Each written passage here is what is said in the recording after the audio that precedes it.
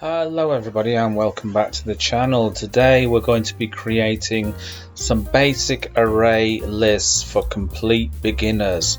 So before we do that, make sure you hit the subscribe button below.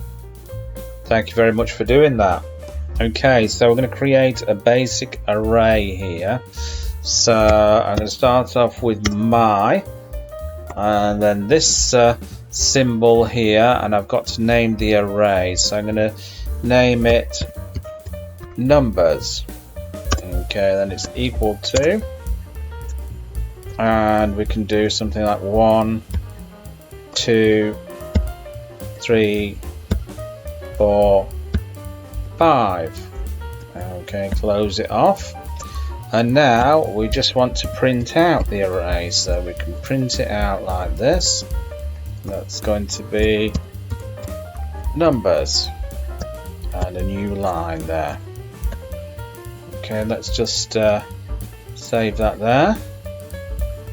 Let's run it. There we go. 1 2 3 4 5. Now we can do the same with names. Simple. So my names going to be equal to, and then we have to do this. So let's say Mark, Dave, and Joe. There we go. Again, print names, a new line character there to make it look nice. Okay, let's just save that. Let's run it. There you go. Mark, Dave, and Joe. I'm going to create an array now, slightly different array, using my, let's say, numbers example again. It's equal to QW, quoted words. Okay, so this is 1 2 3 4 5. This is a quick way to create an array, so print numbers again.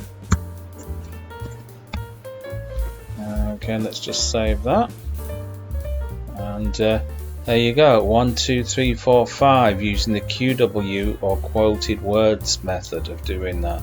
So I hope you've enjoyed that, and remember to subscribe if you're not already subscribed, and drop me a comment, and I'll catch you in another video. Bye-de-bye.